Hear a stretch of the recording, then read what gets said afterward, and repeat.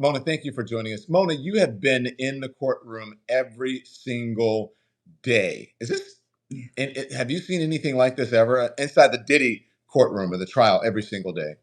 I haven't. I think we actually all underestimated just how sensationalized it would be. I mean, this man has a larger than life personality. He's been on our TV screens for 30 years. But when we hear the details of his very public relationship with Cassie, we just feel like we're eavesdropping, like we're going into their bedroom with them. And some of the things that we've heard so far, Don, are so disturbing that I think it's what shocks all of us that this man that we knew to be, like I said, larger than life, very boisterous, that he was doing all of this allegedly behind closed doors. You have your own independent Substack and organization that you work for is what? Extra TV. So I'm a senior correspondent for Extra TV. Yeah. Okay. So listen. So then, why do you think it is so different? As I hear all of these explicit details coming out, I'm like, oh my gosh, Diddy, why didn't you take that agreement? Why didn't you settle in some way to, take that? Because he would not. I don't believe he would have spent 15 years. I think he would have spent a much shorter time. It would have been tough. I think it's tougher on his reputation now. All of these illicit details coming out, and then them playing that video over and over and over again. Yeah. I think he should have taken the plea. In my opinion. I disagree. I mean, so his defense attorney even said that his career is ruined, right? Because part of the government's claim is that he had control over Cassie's career. And that's part of the coercion that they're trying to show, and that he suppressed her career. But they're saying, and that he would also threaten to release these sex tapes to damage her reputation. But then his defense attorney was like, well, it was her lawsuit that showed the world what was going on behind closed doors and in their bedroom. And it was also her who destroyed essentially his reputation and his career. So they're admitting that there's no coming back from this. But I will say what they're saying is, yes, this man was violent. Yes, this man had mood swings. Yes, he had some sexual preferences that are not, conventional. But that's not what is at stake here. There's a racketeering charge. There's one count of racketeering, 2 counts of sex trafficking, and another count of transportation for the intent of prostitution. And so what they're saying is these are not federal charges. This may be a domestic violence charge. It may be even a sexual abuse charge, but these are state charges that I'm sure have passed the statute of limitations. So they're not saying that their client is an angel, but they're saying that the government is trying to go inside his bedroom and basically incriminate him for having sex that's not conventional, Non-traditional. Yeah. Sex or whatever. And look, people said you shouldn't be kink shaming anybody but this is different because of the charges that are involved, right? The trafficking and all of that. How do you think that the prosecution is doing in making their case, Mona? I think they're building it slowly, very slowly, and they're actually now focusing a lot more on the racketeering charge. So in the beginning, because Cassie was 8.5 months pregnant, they had a deadline, right? They knew that she was going to give birth any day now, and so their star witness went third, which I thought was, I feel like it is what it is, right? They couldn't do much about it. But this is an 8-week trial. So her testimony, which was very powerful, and the jury was intently listening, still has the jury has to remember it 8 weeks from now, right? When they're reaching a verdict. And so what I think they're doing this week was to build the racketeering charge, to show that Diddy was a music mogul, a businessman, but he was also using his business and his network of employees to engage in criminal activity. So we heard from 2 Homeland Security officers who talked about just some of the things that they were finding in the raids. And then we talked to 2 former assistants that talked about how he was as a boss and the things that he made them do. One even got immunity because he didn't want to incriminate himself for example, buying Diddy drugs or turning a blind eye to some of the abuse that he witnessed. And so the racketeering charge is broad. And usually, we think about it as associated with gangs and the mafia. But they're saying that he, in a similar way, was a crime boss of Bad Boy Enterprise. A crime boss? Is that what Yeah. they're saying? That's essentially what they're saying, that he was the head of this organization, but he was using this organization and its employees to help cover up some of his criminal activities, to help him engage in some of his criminal activities. They even talked about, for example, one of the former assistants said that he had to drive Diddy to go confront Suge Knight, and there were guns involved, and he saw him grab some guns so that he could go confront Suge Knight at a diner. So that's kind of what they're building right now.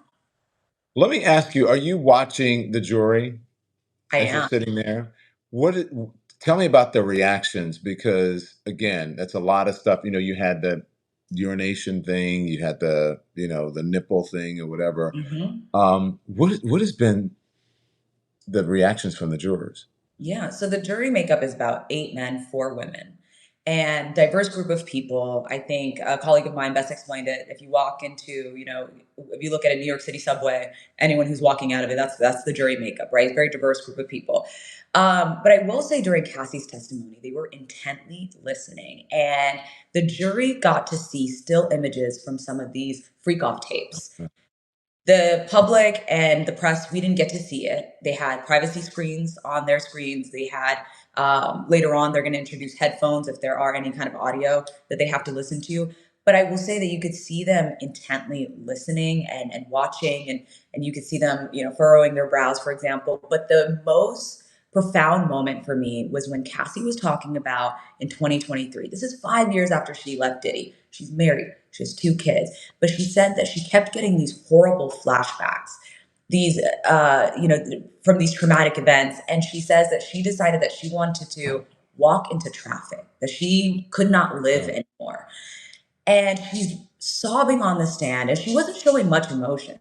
During her whole testimony, it was very matter of fact, very soft tone. But at this point, she is sobbing, talking about wanting to end it all, and that her husband stopped her and helped her get into rehab.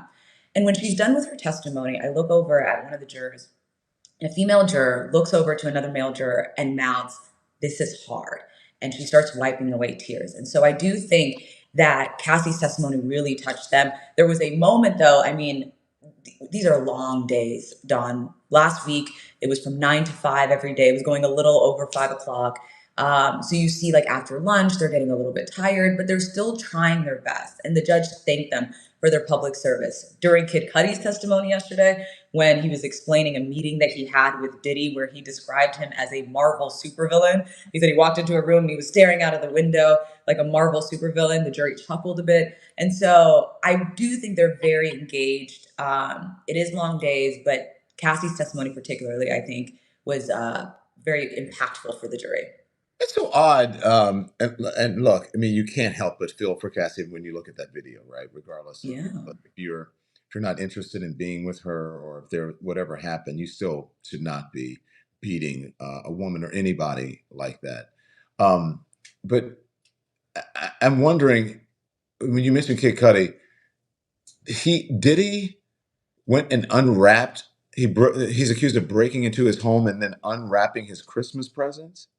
Yeah, so he didn't, and that was something that the Diddy's defense attorney pointed out, right? He said, "Did he, smash your furniture or like break any glass, or when you walked in, was your home completely destroyed?"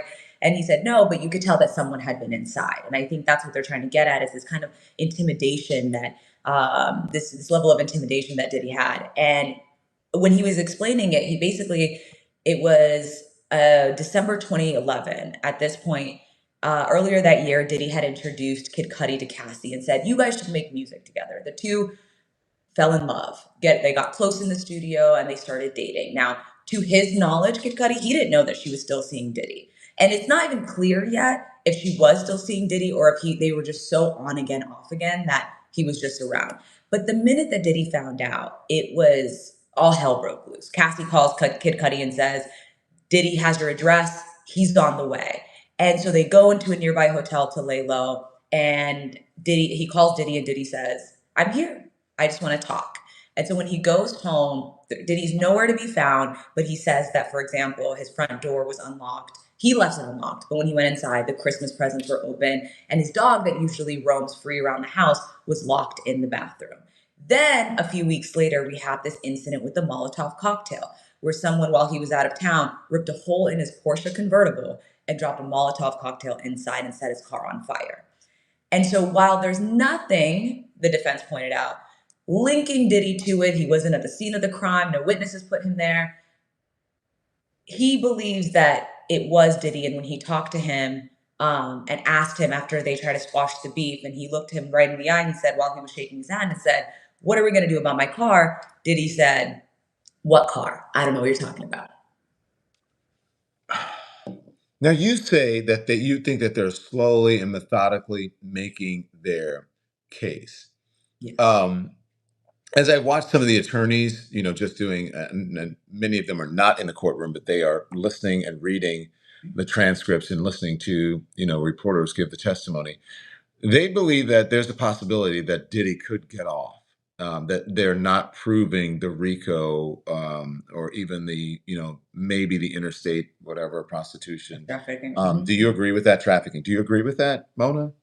I will say it's still too early, right? It's 2 weeks. The prosecution still has another 5 weeks to build their case, and then the defense Wow. gets another week. So I will say it's still too early. But what I will say is that the defense really is pushing back. They are saying that this is a toxic relationship. There was domestic violence. We are not shying away from that. There are two Diddies, the one that we knew, the entertainer that's larger than life, and the one that you saw in that video at the Intercontinental. They're not shying away from that. But what they're saying is, this is not RICO. This is not sex trafficking. These are two people that were in a loving, volatile relationship, and things went south and they ended up breaking up. Yes, they had, unconventional sex. They were part of a swingers lifestyle. They're even trying to frame it as that it was a rock star lifestyle. And then to refute the fact that they're saying that, he had Cassie's career in his hand, that she was essentially his employee under Bad Boy, they're saying someone like Cassie, an up and coming artist, wouldn't get the chance to collaborate with Nicki Minaj, with Rick Ross, with Lil Wayne if it wasn't for Diddy. So, in fact, he did help her career. And so they're trying to separate the two of, this was somebody who was engaging in commercial sex, which is evident, right? We have the male escort saying, I got paid to engage in these freak offs. But they're also saying that she wasn't coerced, that she really wanted to be in a relationship with him. Well, I mean, he helped her, whatever. That doesn't mean you can abuse someone, or as they say, not just like mind F them, right? Because they believe that he had a hold over her because she was so young, right? That she was mentally abused and that she was groomed. I want to ask you about just because there's been this sort of salacious. By the way, guys, hit the hearts so that Mona and more people become aware of Mona and I's conversation. Mona, this is your first Substack Live, right? This is my first Substack Live, Yeah. but I love So, what you're doing, Don. yeah. So thank you very much. So if you are in right now, thank you. The hearts are hearting. Smash that screen. Hit the heart. Hit the heart. Hit the heart. There's been this sort of salacious aspect of, Diddy is gay. Everybody's like, oh, you went to the Diddy party. If there's anything that seems gay or, that has anything to do with same sex or, there's a lot of homophobia going around.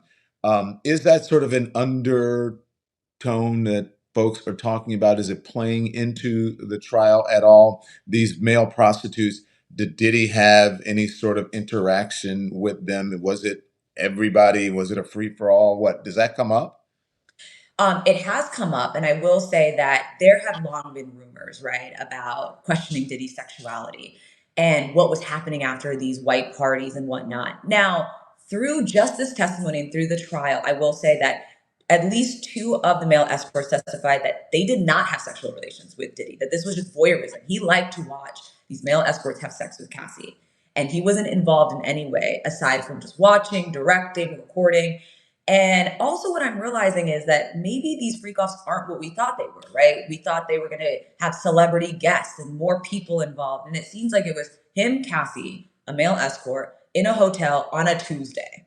And it wasn't right after, maybe, there were some that had happened like after a Grammy weekend or after a white party, but it wasn't like it was a private party that certain A-list celebrities would be invited to. Now, more things may come out, but I will say, as I'm listening to the testimony, it very much seems like it was something he was doing with Cassie and later another girlfriend.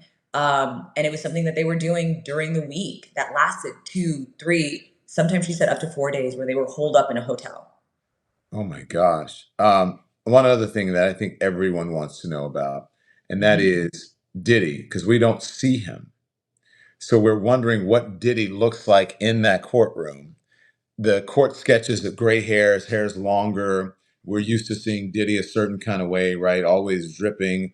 in designer fashion Yeah. and probably dyeing his hair that we did not know about. Okay, no shame in that. But what does he look like in that courtroom? So I remember when he was first arrested during his arraignment hearing, and he had a full head of black hair. He was a little bulkier, I will say. He had a black t-shirt and gray sweatpants. He looked like the Diddy that we've all seen for years, right? And this is the man that popularized Wait, say that again. You, a glitch on my end. Say again. Oh, no worries. I was saying he looked when he was first arrested like the Diddy that we all know, Yeah, right? yeah, He had yeah. black hair. He had a fresh fade. He was wearing a black t-shirt. But then I will say, and mind you, this is the man that popularized like luxury fashion and bling bling and all about the Benjamins in hip hop, right? He really led that charge. And then as when he came out during the jury selection, he looked unrecognizable. He lost a lot of weight. He has a full head of gray hair, just a little bit of black specks throughout. He's also wearing these Cosby-esque sweaters, like these crew neck sweaters with a white collar underneath. He's not allowed to wear a belt, so his pants are slipping off of him. So I feel like that adds to the fact that he looks so frail because his pants don't fit. He's only allowed to wear 5 shirts. So we see him rotating the same 5 shirts and 5 pants. Sometimes they're mismatched. He'll wear gray pants with a camel colored sweater, right? And the only way I could describe it, I said one day he like turned around, and mind you, he's very humble, and he's talking to his attorneys. You see him smiling and laughing. When his family comes in, he blows them kisses. He's always doing this heart symbol. And at one point, I just looked at him and said, "You look like my East African uncle," right? Like he just looked like someone that you feel sorry for because he looks just elderly and frail and looks like he couldn't hurt a fly. But I feel like that might be intentional, right? And I think it's just a contrast to the man that they're saying was powerful and was physically abusing Cassie, even though we see it in our with our own eyes in that videotape. I just think that his appearance is disarming. Wow. Gray hair. Can you dye your hair? I think you can dye your hair in prison, can't you? I mean, is Some that, pe some do you think people are that's purposeful? speculating yeah, some people are speculating that may be intentional, that they want him to look like this disarming older man rather than Diddy, this larger than life hip hop mogul. The most, what have you picked up on the most? Has there been anything that is the most shocking to you, or maybe the public is not privy to, or some reporting that people aren't doing? Because I know that you are a very observant reporter. Thank you. I appreciate that. I think there's so much information, Don, that the reason I jumped on TikTok was because, you know how it is with a 1 minute live Mhm. hit, you can't get all of the details out. And I think a lot of it was how often that they would have these freak offs, right? Cassie said this was a full-time job for her. She felt like she said a sex worker, What? sex slave. Yes, because what would happen is they would last 3, 4 days. Then she would recover because there were so many drugs that were involved, so much physical exertion, right? And so she said that then she would spend the next 2, 3 days recovering, and then they would do it all over again. So I think the frequency. Also, she described, like we read in the indictment what would happen, but when she described the smell of the freak offs, that was really jarring because she talked about how much baby oil they would use. Once she said that he brought an inflatable pool into a hotel room Yes. so that he could fill it up with baby Full of oil. baby oil. Yeah, and then there was also candles and the candle wax. She said they would light Glade candles everywhere. So you think, I don't know. Immediately, I was like, this is a billionaire mogul lighting Glade candles, and just the fact that there was body odor and urine and period blood and just she really Wait, what? yeah. Yes, all of that in this room that they were holding for 3 to 4 days. And to underscore that, they had a hotel manager of a five-star Beverly Hills hotel testify yesterday that they had an entire memo in Diddy's file saying, put this room out of order anytime this client checks out or this guest checks out, because we're going to have to do deep cleaning At the Beverly Hills Hotel. at this five-star Beverly Hills hotel. 4 days these things could go on. These things could go on for up to 4 days, yes. And so basically, was he bringing men in and out to be with them, or is it just this one sex worker, or was it multiple people? No, it seems like, and this is why I'm saying, like, from what I understand, it seems like they would hire one sex worker. And that's the thing. Cassie testified that it became then her job to not only set up Yeah. these freak offs, but it would be her job to find these male escorts. And so I was thinking that maybe it was a little bit more sophisticated or advanced, but she's saying she went on Craigslist, Backpage. She would go on an escort service called Cowboys for Angel and find these men. Sometimes she would approach private dancers, like those male strippers that go to bachelorette parties, and tell them that, it's her birthday. She wants to do a bachelorette dance. And when they show up, they would realize it's only her and Diddy, and they would, proposition them and ask if they want to engage in this voyeurism act that he was into. And so that's what was really shocking was, it would be just this one male escort who would stay in there for multiple days. They would end up using the same ones over. So then they had, for example, a man who they nicknamed the Punisher, who was in New York for them, or another one, Daniel Phillip, who testified, who said that he would just get a text message and he knew what it was. Do they sign NDAs? They haven't gone into that. There is one male escort that they confirmed that they used in court, who has spoken out before and said that he signed an NDA. So that's the only time that an NDA has come up, but they haven't discussed it in court. Oh I my can only assume.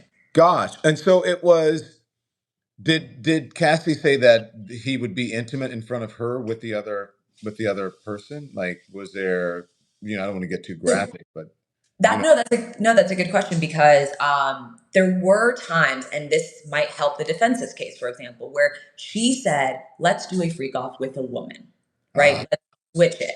And she said that maybe that happened a handful of times, but it was really ritualistic. Like it was her engaging in these sex acts with these male escorts while Diddy stood by and watched, sometimes covering his face so that he didn't get identified.